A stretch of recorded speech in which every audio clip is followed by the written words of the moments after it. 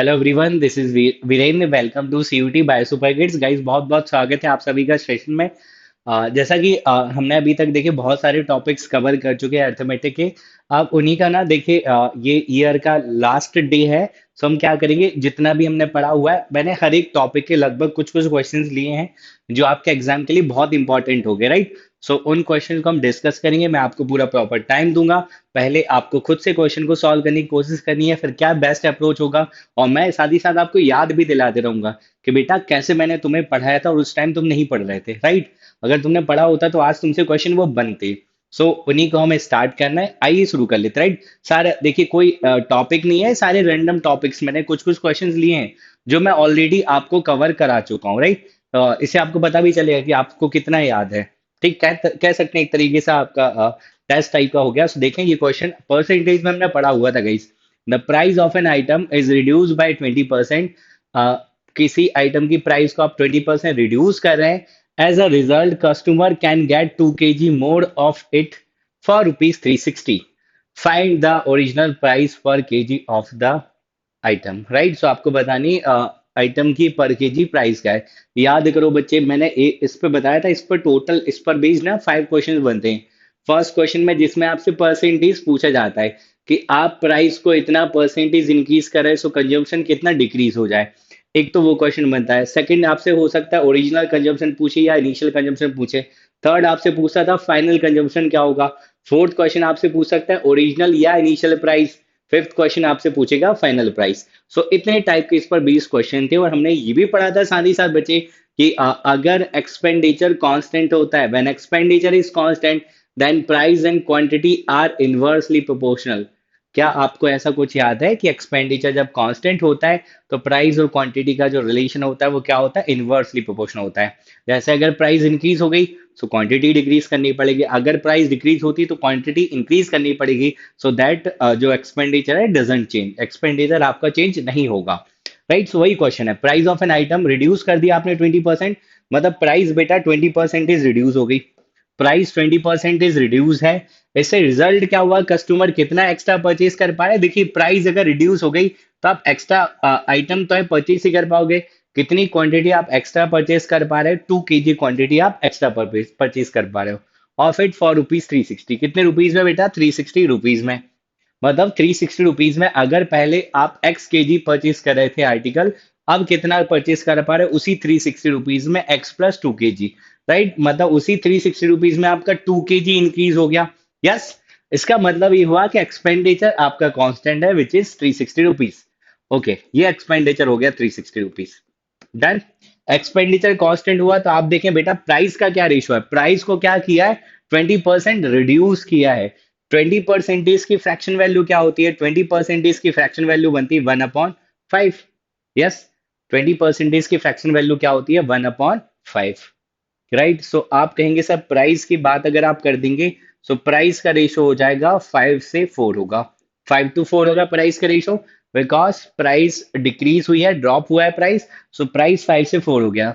और as you can see बच्चे, आपको पता भी है कि प्राइस का रेशो 5-4 है। सो क्वांटिटी का रेशो इनवर्स होता है। सो क्वांटिटी का रेशो क्या बनेगा, क्वांटिटी का रेशो बन जाएगा 4:5। दैट मीन्स कि पहले अगर आप 4x क्वांटिटी परचेज कर रहे थे बच्चे, अगर पहले आपने 4x क्वांटिटी परचेज करी होगी, अब आप कितनी क्वांटिटी परचेज कर रहे हैं, 5x क्वांटिटी परचेज कर पा रहे हैं। कितना इंक्रीज करी आपने क्वांटिटी, x यूनिट। और क्वेश्चन में कितना है, क्वेश्चन में 2 kg है। दैट मीन्स x की वैल्यू जो आ गई वो कितनी आ गई, 2 kg आ गई। ओके, प्राइस का रेशो 5-4, क्वांटिटी का रेशो 4-5। सो आपने 4x 5x ले लिया, पहले क्वांटिटी 4x बाद में 5x, कितना इंक्रीज होगी क्वांटिटी, x, और x की वैल्यू कितनी होगी, 2 kg। और कितना, कौन सी वाले पूछ रहा है बच्चे, आपसे पूछा है फाइंड द ओरिजिनल प्राइस पूछा है। अगर ओरिजिनल प्राइस पूछा है तो आपको ओरिजिनल क्वांटिटी भी निकालने की जरूरत पड़ेगी। यस और no, original quantity, original quantity बेटा, ओरिजिनल क्वांटिटी कितनी है, ओरिजिनल क्वांटिटी है 4x है। ओरिजिनल क्वांटिटी 4x है, x की वैल्यू 2 kg है। सो 4x की वैल्यू हो जाएगी 4 × 2 8 kg। दैट मीन इनिशियली आप ना 8 kg जो आर्टिकल है उसका आप परचेस कर रहे थे। 8 kg आर्टिकल को परचेस कर रहे थे और टोटल आपके पास कितना कॉस्ट है, 360 रुपीज हो गया, राइट। सो इनिशियल प्राइस क्या आएगी बेटा, initial price, initial price equal to हो जाएगा टोटल आपके पास 360 रुपीज है डिवाइडेड बाय 8। 8 से डिवाइड करेंगे, 8 से 4 टाइम्स 32, 4 बच गया, 8 से 5 times 45 rupees per KG, 45 rupees per KG. Option A is correct. बताओ, क्या आपको याद आ रहा है कुछ ऐसा, कुछ पढ़ा था हमने? बताओ बच्चों, क्यों नहीं याद आएगा आपको?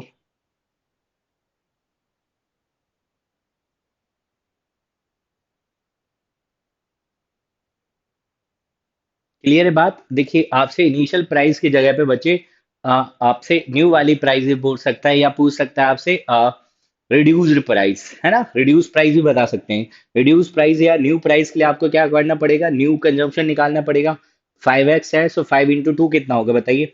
अगर मैं बात करूं बच्चे, न्यू क्वांटिटी है, कितनी क्वांटिटी अभी आप परचेस कर रहे हो, दैट इज 5x हुई। 5 into 2 कितना केजी हो गया? 10 kg हो गया।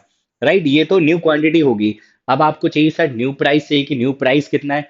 कितना है प्राइस आपके पास? 360, उसमें आप 10 kg परचेस करो। दैट मीन्स कॉस्ट बन जाएगी 36 रुपीज पर केजी, है ना? अगर आपसे न्यू वाली प्राइस पूछा होता तो आपका आंसर आंसर जो है वो बी मार्क आप करते, और इनिशियल वाला पूछा है, दैट्स वाई आपका आंसर हुआ option number A, 45 rupees per KG. Clear है? या एक आपको मिल गया, प्राइस आप रिड्यूस उसी में कर दो, तब भी आप निकाल सकते हो। ठीक है, चलिए, वेरी गुड। क्वेश्चन नंबर 2 आप देखें, ये परसेंटेज पर बेस्ड क्वेश्चन है बेटा, बहुत अच्छे से किया था हमने इसको। राइट, आपको बताया भी था कि कंपैरिजन कैसे करते हैं, जिस भी क्वांटिटी से आप कंपेयर करते हैं, मतलब जो वैल्यू बेस में होती है उसी का आप बेस में जो रहती है उसी को उसी से आप कंपैरिजन करते हो। राइट, है ना? जिससे कंपैरिजन करते हैं वो वैल्यू डिनोमिनेटर में होती है। अब दो टाइप के क्वेश्चन करते हैं, एक तो इसमें क्वेश्चन आता था is what percentage of B, right, और एक क्वेश्चन आता था is what percentage more than B, right. बताओ, एक क्वेश्चन जो है व्हाट परसेंटेज वाला है, डिनोमिनेटर में जिससे कंपेयर किया, वो तो दोनों में वैल्यू रखना है। एक जिसमें व्हाट परसेंटेज वाला है, numerator value as it is रखते थे। और एक जिसमें मोर या लेस वाला है, कैसा वाला है बच्चे? मोर या लेस वाला है, तो न्यूमरेटर में आप क्या लेते थे? डिफरेंस लेते थे। बिकॉज आपको बताना भी तो पड़ता है कि कितना मोर है कितना लेस है। ठीक है, सो क्वेश्चन है आपके सामने, ए जो है 25% मोर देन बी है, ए की वैल्यू बी से 25% मोर है, और बी जो है वो 40% less than C. If C is 20% more than D, C जो है 20% मोर है किससे? डी से, then A is what percentage less than D. बहुत ही सिंपल सा क्वेश्चन है, बताइए कैसे आप करेंगे? रेशो बना के भी कर सकते हो, रेशो भी हमने ऑलरेडी डिस्कस किया है। या आप किसी भी नंबर को 100 एज्यूम कर ले। देखिए, बेटर क्या है, मैंने इस टाइप के क्वेश्चन करवाया भी था कि आप ए से मत स्टार्ट करो, बिकॉज ए जो है बी से मोर देन है। तो आप क्या करो, पीछे से बैक बेड अप्रोच फॉलो किया करें, आप डी को एज्यूम कर लें। राइट, क्योंकि डी से सबकी लिंक बहुत इजीली बन जाएगी, और जिससे लिंक बन जाती है आप उसी के पीछे भागते हैं। सही बात है, राइट। सो कितने किरदार हैं आपकी कहानी में sir? A B C D, A B C और D. Right, A B C D, ये 4 पर्सन हो गए। आपने बोला सबसे लास्ट वाली लाइन क्या है? If C is 20% more than D, C D से 20% इज मोर है बेटा। कंपैरिजन किससे कर रहा हो? कंपैरिजन आपने किया है डी से, कंपैरिजन डी से हुआ है। कंपैरिजन डी से हुआ है तो आप डी के वैल्यू को 100 एज्यूम कर लो। राइट, आप क्या कर लो बेटा, डी के वैल्यू को आप 100 एज्यूम कर लें। सो डी के वैल्यू को आपने एज्यूम कर दिया 100, और सी की वैल्यू क्या है? 20% इज मोर। अगर डी की वैल्यू 100 है, तो सी की वैल्यू क्या आ जाएगी? 20% मोर, मतलब कितना? 120। सी की वैल्यू आ गई 120, आ गई परफेक्ट। डी 100 है, और सी की वैल्यू कितनी आ गई? 120 आ गई। इसके आगे अगर आप बात करें, आगे क्या करें? B is 40% less than C. B C से 40% लेस है बेटा। बी क्या है? सी से 40% लेस है। तो आप क्या करेंगे? इस 120 का 40% लेस निकालना पड़ेगा। बेटा 120 का 40% कितना होता है? निकाल सकते हैं, यस। परसेंटेज से डबल जीरो कैंसिल होगा, 112 into 4 कितना आ गया? 48। तो 48 माइनस कर देंगे आप, लेस है ना, तो 120 माइनस 48 कर दो। 120 में से 48 माइनस करेंगे तो 120 में से 40 माइनस किया, कितना आ गया? 88, और माइनस कर दिया तो कितना बन गया? 72। दैट मीन्स बी की वैल्यू आ गई 72। बहुत ही बढ़िया, बी की वैल्यू 72 आ गई। और आगे बढ़ते, आगे कह रहा है ए जो है 25% मोर देन बी, ए की जो वैल्यू है बी से 25% मोर है, तो बी का 25% निकालो बेटा। 72, 25% याद है फ्रैक्शन वैल्यू? 1/4, यस, 25% होता है 1/4। तो इसका आप कर दो 1/4, कर दिया, कितना आ जाएगा? 4 से 1 3 8, 18 आ गया। दैट मीन्स कि 18 मोर होगा ना, मोर बोला है ना, तो 72 बी की वैल्यू हो गई, 18 मोर, दैट मीन्स कि ए की वैल्यू कितनी हो जाएगी? 90। ए की वैल्यू कितनी आ गई? 90 आ गई, बहुत सही, ए की वैल्यू 90 आ गई। अब क्वेश्चन में क्या बोला है? Then A is what percentage less than D, A की जो वैल्यू है डी से व्हाट परसेंटेज लेस है। राइट, कितना लेस? डी कंपैरिजन किससे हो रहा है? देखिए, is what percent less than D, comparison किससे कर रहे हैं आप? कंपैरिजन आप डी के वैल्यू के साथ कर रहे हो, जिस भी वैल्यू के साथ आप कंपैरिजन करते हैं वो वैल्यू डिनोमिनेटर में आ जाएगी, राइट। सो सी डी वाली जो वैल्यू है डिनोमिनेटर में आ गई, कितना लेस है, 10 लेस हुआ, राइट। सो 100 डिनोमिनेटर में आ गया, कितना लेस है, 10। परसेंटेज निकालना है, so multiply by 100। Double zero से डबल जीरो कैंसिल हुआ, योर आंसर इज 10%। 10% का है, ऑप्शन इज करेक्ट। बताओ, समझ आ रही बात हर एक बच्चे को?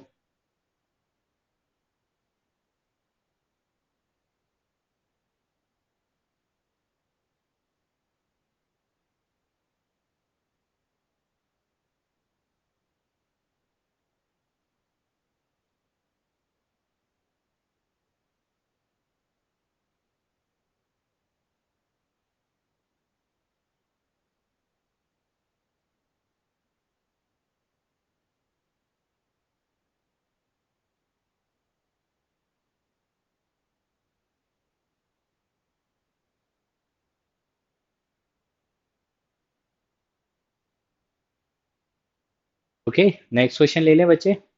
Right, question number 3।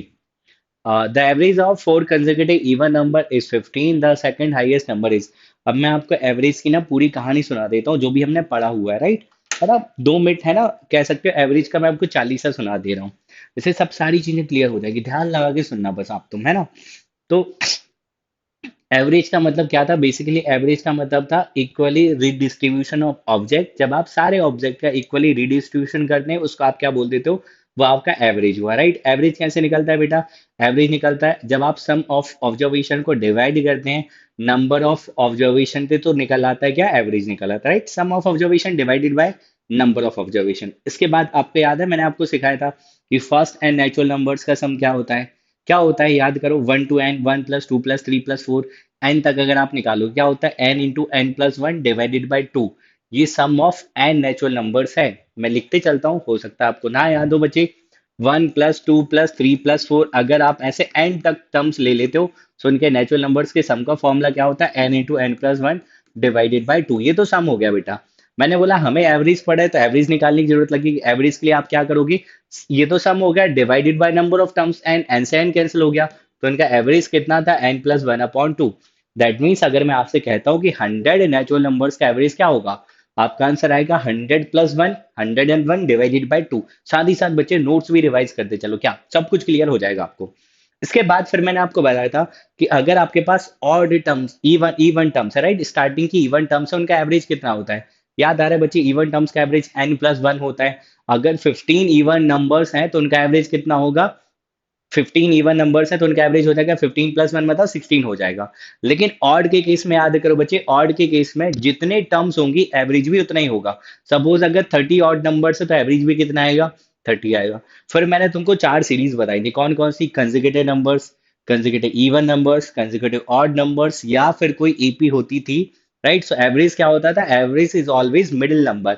एवरेज हमेशा मिडिल नंबर होता है, कौन कौन से में, consecutive numbers, consecutive even numbers, consecutive odd numbers, या फिर अर्थमेटिक प्रोग्रेशन होती है, तो एवरेज मिडिल नंबर होता है। एक निकालने का तरीका होगा कि एवरेज मिडिल नंबर। कई बार आपको पता था बच्चे कि आप मिडिल नंबर नहीं निकाल पा रहे थे इजिली, तब आपने क्या करा था, याद करो, तब आपने किया था क्या, आप average first number plus last number divided by 2 से भी कर सकते हैं, राइट। फर्स्ट नंबर और लास्ट नंबर को ऐड करोगे, 2 से डिवाइड कर दोगे, तब भी आपका एवरेज आ जाएगा। इतना सब कुछ हमने एवरेज में पढ़ा था। इसके बाद इस पर 20 क्वेश्चन किए थे हमने, राइट। मैंने आपको बताया था अगर कोई पर्सन आपके ग्रुप में एंटर कर जाए तो क्या इफेक्ट आएगा।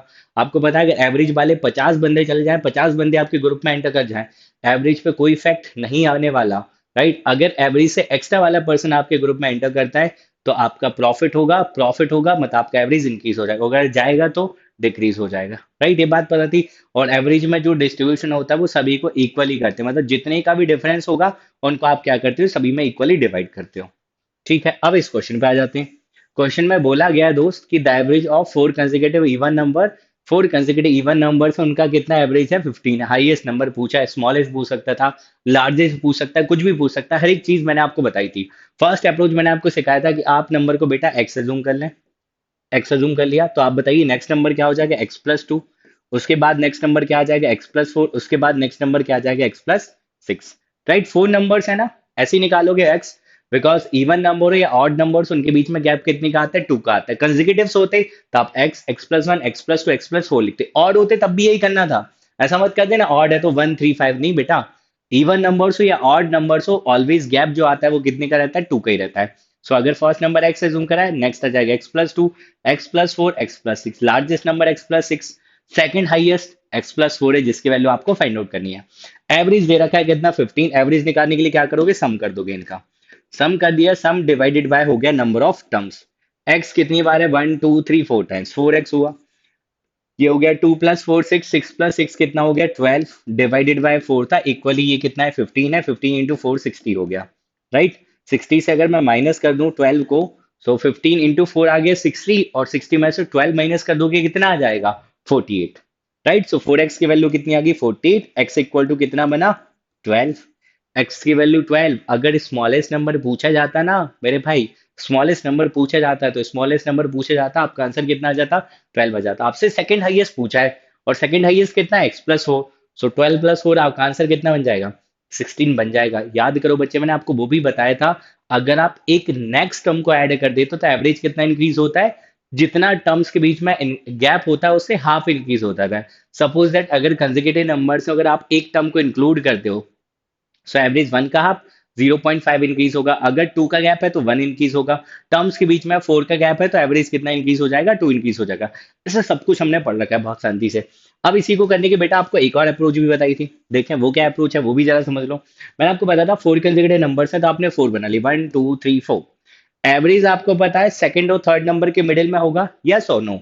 यस, एवरेज जो है वो सेकंड और थर्ड नंबर के मिडिल में होगा, बिकॉज एवरेज होता ही मिडिल नंबर है बेटा।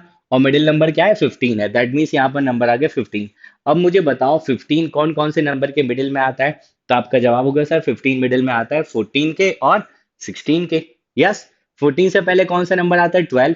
16 के बाद कौन सा नंबर आता है, 18। अगर पूछा होता हाईएस्ट नंबर क्या, अगर आपसे पूछा होता बेटा हाईएस्ट नंबर क्या है, तो आपका आंसर होता 18। पूछा है सेकंड हाईएस्ट नंबर, आपका आंसर है 16 है, राइट। और लोएस्ट नंबर पूछा होता 12, सेकंड लोएस्ट नंबर कितना है, 14 है। इस तरीके का कोई भी क्वेश्चन पूछा जा सकता है। याद करो बच्चे, मैंने एक क्वेश्चन वो भी करवाया था जब आपसे ये भी पूछ सकता है कि आप फर्स्ट और लास्ट का डिफरेंस बताइए। क्या फर्स्ट और लास्ट का डिफरेंस, एक तो आप वैसे ही देख सकते हो 12 और 18 के बीच में डिफरेंस कितने का है, 6 का।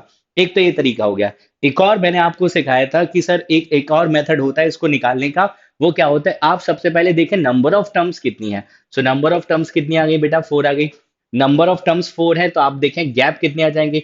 गैप मैंने बताया था बेटा कि जितने नंबर ऑफ टर्म्स होंगे उससे 1 आए, 1 कम होगा, राइट। अगर 4 टर्म्स है तो गैप 3 का आएगा। 7 टर्म्स है तो गैप कितने का जाएंगे, 6 आ जाएंगे। दैट मीन्स गैप कितने आ गए बेटा, गैप आ गए 3 आ गए। और कंसेक्यूटिव नंबर्स होते तो एक गैप 1 के इक्वल आएगा, 1 गैप 1 को रिप्रेजेंट करेगा। और इवन या ऑड नंबर्स हो तो 1 गैप रिप्रेजेंट कर जाएंगे 2 को। सो 3 × 2 दैट मीन्स कितना आ गया, 6 आ गया। अगर आपसे पूछा होता फर्स्ट और लास्ट नंबर का डिफरेंस क्या है, तो आप डायरेक्ट बता सकते थे इस क्वेश्चन का आंसर कितना हो जाएगा, 6 हो जाएगा। आप देख भी सकते हो 12 और 18 में कितने का डिफरेंस है, 12 और 18 में 6 का डिफरेंस है। अच्छा बच्चे, अगर फर्स्ट और लास्ट का सम पूछा होता तब तुम क्या करते, बताओ। फर्स्ट और लास्ट का अगर सम पूछा होता, हमने पढ़ा हुआ बेटा कि एवरेज निकालने के ना दो मेथड होते हैं। एक तो एवरेज होता है मिडिल नंबर, या फिर first number plus last number divided by 2। तो ए प्लस एल की वैल्यू क्या हो जाएगी, average multiply by 2। A plus L क्या है, ए प्लस एल फर्स्ट और लास्ट का सम ही तो है। तो जब आपसे पूछा जाएगा कि सर फर्स्ट नंबर और लास्ट नंबर का सम क्या होगा, तब आप क्या करोगे, जो भी एवरेज क्वेश्चन में गिवन होगा उसको 2 से मल्टीप्लाई कर दोगे। एवरेज कितना गिवन है, 15, 15 को 2 से मल्टीप्लाई कर दिया तो फर्स्ट और लास्ट का सम कितना आ गया, 30 आ गया कि नहीं आ गया, देखो 30 है, 12 + 18 30। सब कुछ वेरीफाई हो रहा है, सब कुछ लिंक करके बहुत प्यार से पढ़ाया हुआ है। अगर आपको अभी भी नहीं याद आ रहा तो प्लीज वो वीडियो जाके देखिए, बहुत शांति से हमने पढ़ा हुआ है। जब सिलेबस कवर होगा ना, तब आपको इस बात का एहसास होगा कि सर हम क्या क्या पढ़ चुके हैं, कितना कितना इंटरेस्टिंग हर एक तरीके से पढ़ी थी। बट आपने सीरियस लिया नहीं, बहुत दुख की बात है। बताइए क्या ये क्वेश्चन मैंने नहीं करवाया आपको। 75 gram of sugar solution has 30% sugar in it. 75 gram का शुगर का सॉल्यूशन है, उसमें 30% ही शुगर है।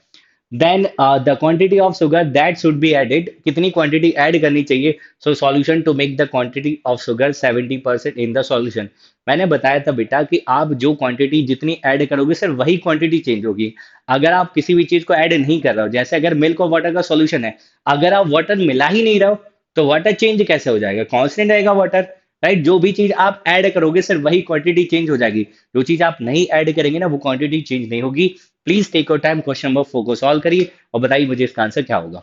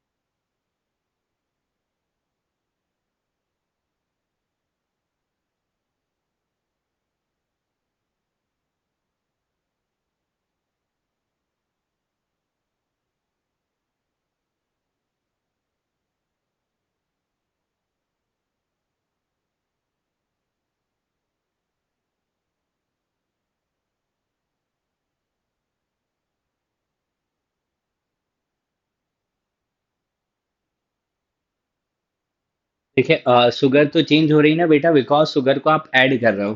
दैट मीन्स कि शुगर की सॉल्यूशन में वाटर रहा होगा, वाटर चेंज नहीं हो रहा तो आप वाटर को रखें, राइट, ठीक है। तो कितना परसेंटेज था शुगर का? परसेंटेज था बेटा 30%। अगर शुगर का परसेंटेज 30 है, दैट मीन्स वाटर कितना परसेंटेज होगा? 70%, राइट। नेक्स्ट केस में आप बात करें, what should be added to the solution to make the quantity of the sugar 70%। Sugar की क्वांटिटी 70% है, दैट मीन्स वाटर कितना हो जाएगा? 30%, राइट। वाटर कांस्टेंट है तो वाटर पे आप वर्क कर लीजिए, राइट, ठीक है। तो आपने बोला सर इनिशियली जो सॉल्यूशन था वो कितने लीटर का, कितने ग्राम का था? 75 ग्राम का था, या लीटर जो भी होगा। 75 ग्राम में वाटर का परसेंटेज कितना था? 70%। इससे आपने बोला सर एक्स के जी अब बन गया या एक्स ग्राम अब बन गया है, उसमें वाटर का परसेंटेज कितना है? 30%। वाटर की क्वांटिटी सेम है ना बच्चे, इसलिए मैंने दोनों को इक्वल रख दिया। वाटर की जो क्वांटिटी है वो सेम है, इसलिए मैं दोनों क्या कर रहा हूँ? इक्वल कर रहा हूँ। ये इनिशियल क्वांटिटी ऑफ वाटर, ये final quantity of water. Water same है, वाटर को आप ऐड ही नहीं कर रहे हो, सिर्फ शुगर को ऐड कर रहे हैं। बस सिंप्लीफाई करके इसको सॉल्व कर दो, वही आपका आंसर होगा। परसेंटेज से परसेंटेज कैंसिल हुआ बेटा, जीरो से जीरो कैंसिल हो गया, 3 से कैंसिल करेंगे 25 टाइम्स, राइट। और 25 का अगर आप 7 में मल्टीप्लाई करें कितना आ जाएगा? 175। दैट मीन्स एक्स की वैल्यू कितनी आ गई? 175 ग्राम, राइट। मतलब जो फाइनल मिक्सचर है या फाइनल सॉल्यूशन है वो कितने ग्राम का है? 175 ग्राम का है बेटा। फाइनल सॉल्यूशन 175 ग्राम का था। इनिशियली कितना था? 75 ग्राम। 75 ग्राम इनिशियली था, और जो फाइनल बन गया वो कितना बन गया? 175 ग्राम। दैट मीन्स आपने कितना ऐड करा होगा? तो आप कहेंगे सर आपने 100 ग्राम ऐड करा होगा। 100 ग्राम का मतलब ऑप्शन नंबर 20 क्वेश्चन का बिल्कुल करेक्ट आंसर है। बताओ क्या ये बात तुम्हें समझ आ गई है? ये भी हमने पढ़ा हुआ था, राइट। ऐसा कोई भी क्वेश्चन आपके सामने नहीं आएगा, नजरों के सामने ऐसा नहीं आएगा जो मैंने ना पढ़ा है और आपके एग्जामिनेशन में आ जाए। जो सब कुछ जो हमने पढ़ा है ऑलमोस्ट वही आएगा। बट यही है कि जब आप पढ़ेंगे नहीं तो ना ये क्वेश्चन जो आपने पढ़ चुके हैं वही भी आपको ऐसे लगेंगे सर ये तो नहीं आपने कराया है ना, ऐसे मुंह बना लोगे आप। सो क्वेश्चन नंबर 5 देखें, by selling 14 watches of equal cost price at the rate of 450 each, there is a profit equal to the cost price of 4 watches, the cost price of a watches. देखो बहुत प्यार से मैंने तुम्हें समझाया था कि सर प्रॉफिट इक्वल टू क्या होता है, sorry selling price equal to क्या होता है? सीपी प्लस प्रॉफिट, एक फॉर्मूला ये बताया था। और एक बताया था selling price equal to CP minus loss, right. Cost price में प्रॉफिट ऐड कर देंगे, सेलिंग प्राइस आ जाएगा। कॉस्ट प्राइस में लॉस को माइनस कर देंगे, तब भी सेलिंग प्राइस आएगा। लॉस आएगा तो नेगेटिव करना है, और प्रॉफिट आएगा तो क्या कर देना है? ऐड कर देना है, प्लस कर जाएगा। अब मैंने एक बात बताई थी, प्रॉफिट या जो लॉस है बेटा कई बार वो हो सकता है कॉस्ट प्राइस के टर्म्स में गिवन होगा, प्रॉफिट या लॉस हो सकता है सेलिंग प्राइस की टर्म्स में भी गिवन होगा। तो आपको अप्रोच क्या फॉलो करनी? आप जितने आर्टिकल को परचेज कर रहे हैं आप उतने आर्टिकल को सेल करा दो, ठीक है। जितने आर्टिकल सेल करे उतने आपने परचेज भी तो करे होंगे। तो यहाँ पर कितने सेल के वॉचेस को सेल करने की बात करें? 14 को, राइट। और यहाँ पर प्रॉफिट हो रहा है प्रॉफिट हो रहा है मतलब आप फॉर्मूला लगाएंगे, selling price equal to CP plus profit. कितनी वॉच है बेटा? 14 है। वन की सेलिंग प्राइस को वन एज्यूम कर लें, सो 14 की कितनी हो जाएगी? 14 हो जाएगी, 14 एसपी। और बेटा अगर आप 14 आर्टिकल सेल कर रहे हैं मतलब आपने 14 परचेज भी करे होंगे, तो यहाँ पर आपने लिख दिया 14 सीपी। और प्रॉफिट कितना है उसको ऐड कर दो, कितना प्रॉफिट है? There is a profit equal to the cost price of 4 watches. यहाँ पर ये कीवर्ड यही है कि जो प्रॉफिट हो रहा है वो किसके इक्वल हो रहा है?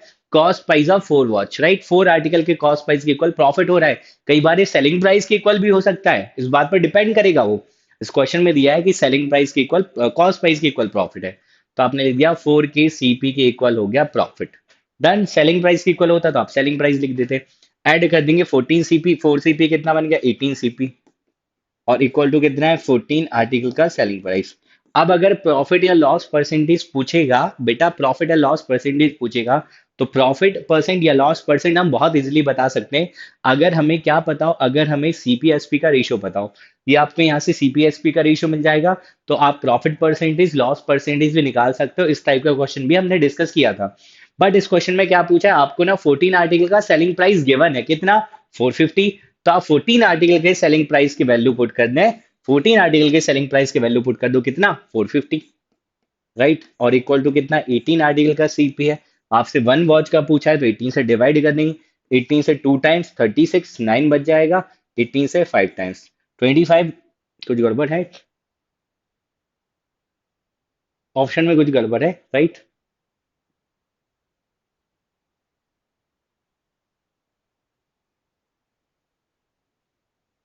25 वन का सीपी आ रहा है और 14 का तो नहीं पूछा था। देख लेते हैं एक बार क्विकली चेक। 14 × 25। हाँ ठीक है, इन्होंने टोटल सीपी पूछा है। The cost price of a watch, नहीं टोटल। टोटल सीपी पूछ लिया इन्होंने। टोटल सीपी राइट, तो टोटल सीपी भी बता पाएंगे आप कि वन का सीपी 25 आ गया, आपको चाहिए कितना, टोटल कितनी वॉच है, 14 है। 25 × 14, 14 5 से 70, 0 7 आ गया, 14 2 से 18 प्लस 7 35 350। राइट, टोटल सीपी है, सो टोटल सीपी कितना है, 350। Option A. Option A is the correct answer. Right, अगर इंडिविजुअली पूछा होता वन वॉच का कॉस्ट प्राइस तो आप बता देते 25। समझ आ रही के बाद इस टाइप का क्वेश्चन भी हमने डिस्कस किया था। बढ़ जाते आगे क्वेश्चन नंबर 6 की तरफ। If an article is sold at gain of 5% is 5% is gain पर instead of being sold at loss of 5% is one gets rupees 5 more। मतलब आप पहले 5% के प्रॉफिट पर सेल करे थे। अब अगर आप 5% के लॉस में सेल करने लग जाएं तो पहले आपको 5 रुपीज एक्स्ट्रा गेन हो रहा था। Right, what is the cost price of the article. Cost price भी निकाला था इस टाइप के क्वेश्चन में, सेलिंग प्राइस भी निकाली थी।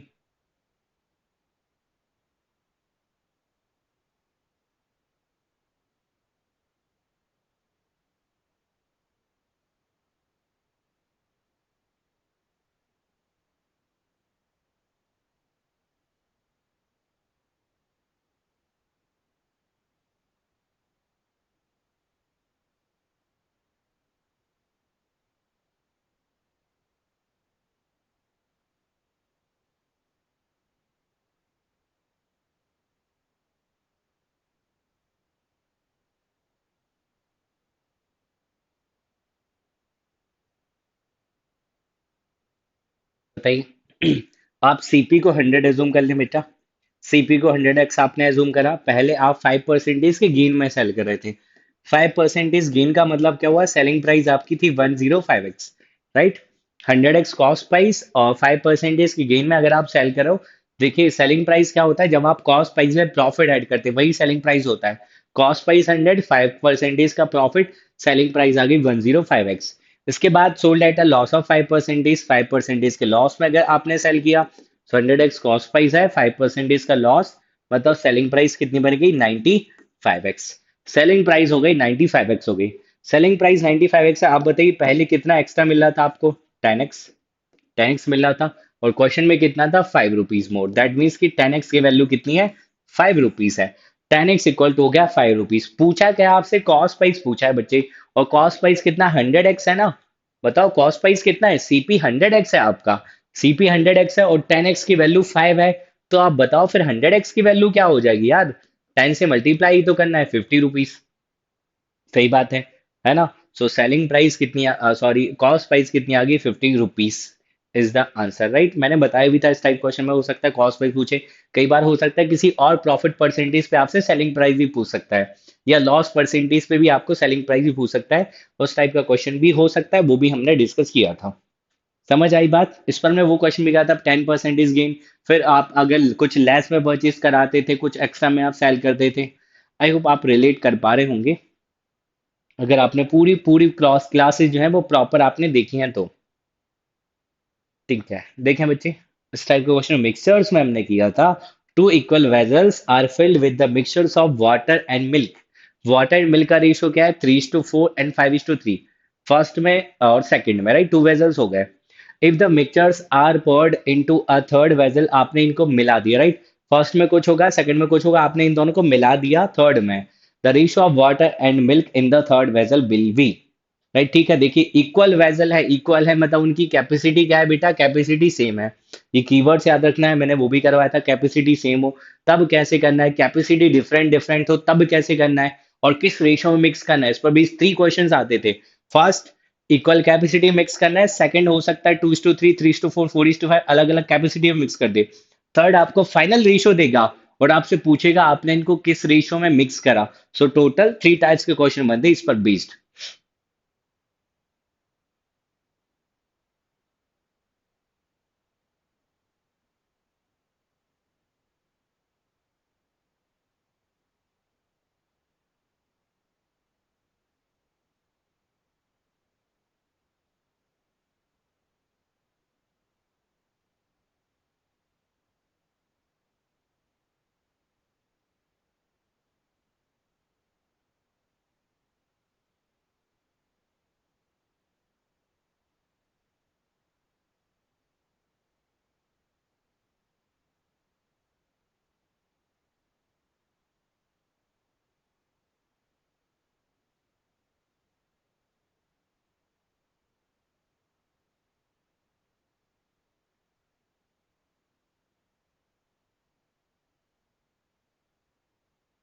देखें कैसे करना है। आपने कहा वाटर मिल्क का रेशो, वाटर एंड मिल्क का रेशो।